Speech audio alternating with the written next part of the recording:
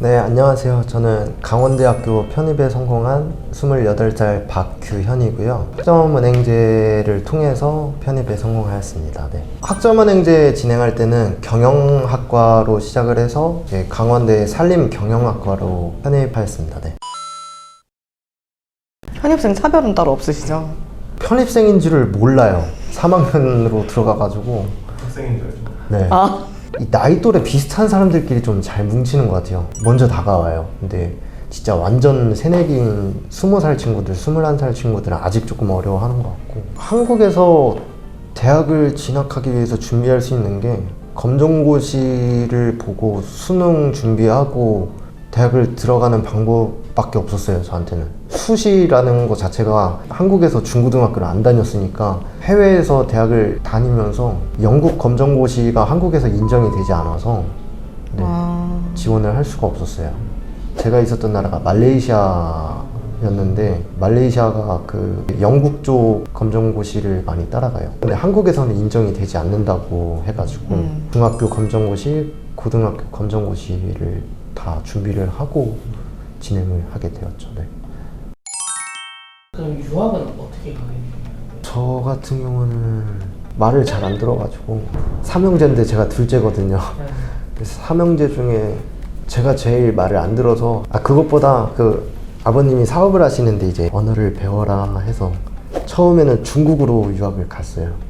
중국어가 그때 떠오르는 그 언어 중에 하나라고 생각을 해서 중국에서 한 5년 정도 살다가 고등학교 1학년쯤에 중국 대학교 다니게 되면은 영어가 안 되니까 홍콩이나 싱가포르 쪽으로 생각을 해보는 거 어떻겠냐라고 많이들 얘기를 하셨었는데 물가가 장난이 아니었어요. 영어랑 중국어랑 같이 사용하는 나라를 알아보자 하고 보니까 싱가포르 옆에 말레이시아가 향수 경험 있어요?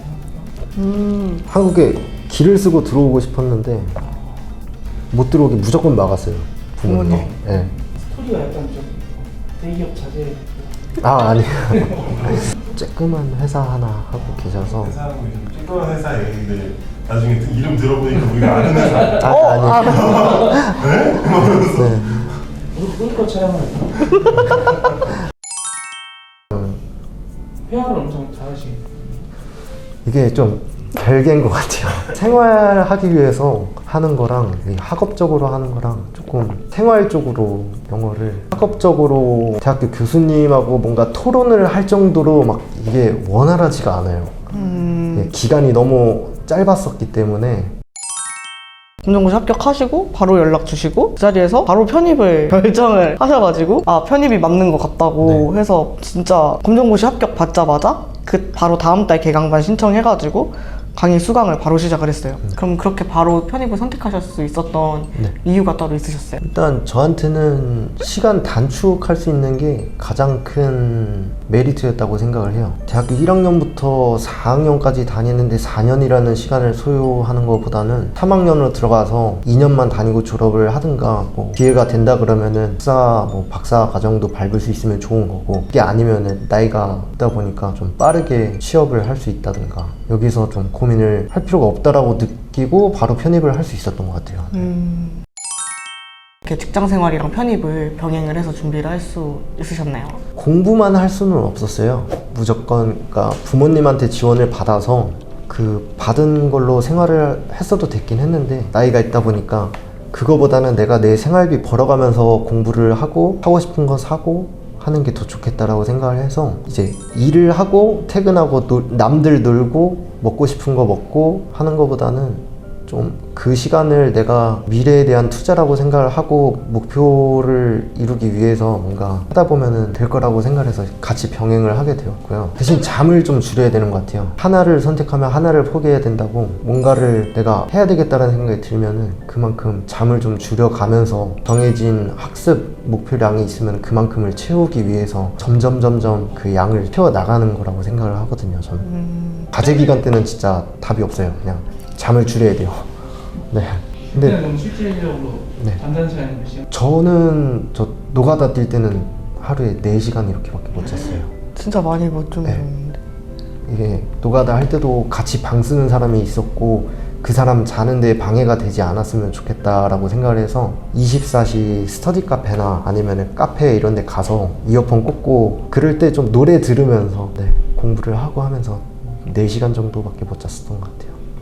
막노동 하려면 또 엄청 일찍 일어나지. 그쵸, 저 새벽 4시에 일하러 나가고 그랬었어요. 원래 잠이 없는 타입. 아니죠, 잠 되게 많아요. 네, 잠 엄청 많이 자요. 근데 잠만 잔다고 뭐가 해결이 되진 않더라고요. 해보는 수밖에 없어요. 지금 대학을 다니고 있으니까 이제 느끼는 거지만 강의만 들어서는 활용할 수 있는 게 없더라고요. 과제 제출하기 위해서 뭐 워드라든지 뭐 파이썬이라든지 기업이든 사회에서 요구하는 그 기대치는 점점 높아지고 문턱은 점점 높아지는 것 같아요. 근데 준비가 안 돼 있으면 따라갈 수가 없는 거죠. 방통대나 사이버대로도 편입 지원 자격을 맞출 수는 있잖아요. 똑같은 온라인이니까. 네. 근데 왜 학점은행제를 선택을 하게 되셨어요? 저는 학점은행제는 그 시간 단축할 수 있다는 것 때문에 이렇게 진행을 하게 되었고요. 뭔가 자격증을 취득을 했을 때 제가 채울 수 있는 학점이 늘어난다는 거에 메리트를 느껴서 학점은행제를 선택하게 되었습니다. 기간 단축이 제일 우선이었던 거죠, 저한테는. 이거 혼자 하라 그랬으면 전 못했어요. 아, 옆에서 네. 잔소리 많이 하셨어요? 이렇게 해야 된다. 이 기간까지는 해 주셔야 되고 조금 힘드시더라도 하셔야 된다. 그래도 잘 받아들이시는 스타일이시죠? 네.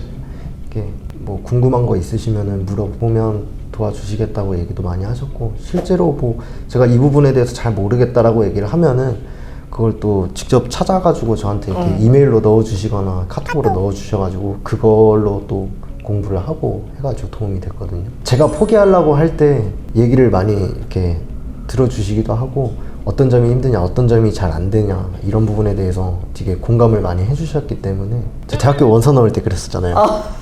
일하고 있는데 대학교 원서가 오늘 저녁 6시에 마감이다 했을 때 진짜 원서 네. 얘기 많았어요. 그러니까 원서 접수를 해놓고 서류 제출을 안 해놓으신 거예요. 네. 근데 갑자기 대학교에서 전화 와가지고 오늘 저녁 6시까지 원서 제출 마감입니다 이래서 일하고 있는데. 네, 일하고 있는데 그때 어떻게 하셨죠? 그 반차 내셨나? 거의 그렇죠. 조퇴를 하고 조퇴 안 된다 그랬어요. 일할 사람이 없어서 무조건 안 된다 그랬는데 나 모른다. 지금 무조건 짐 싸가지고 나 가기 전에 그냥 가야 된다. 그래서 그날 바로 그냥 조퇴하고 PC방 가서 서류 다 출력해가지고 가서 제출을 하고. 저한테 서류 확인 한 번 받으셨는데 하나 빼먹으셨었잖아요. 네네네. 그래가지고 제가 이거 서류 하나 빼뜨린 것 같은데 확인해달라고 하고. 이런 거를 제가 확인을 못했다는 것도 좀 화가 났었고, 대학교에서 그렇게 갑작스럽게 얘기를 해준 거에 대해서 좀 화가 나 있는 상태였거든요. 그치, 보통 전날에 말해줄 법한데 당일날에 갑자기 네, 맞아요. 연락 왔으니까. 근데 막상 접수처 가니까 제가 확인을 못한 것 때문에 제가 잘못한 거라 그분들 앞에서는 되게 겸손해지더라고요. 네, 진짜 아무 말도 할 수가 없었어요.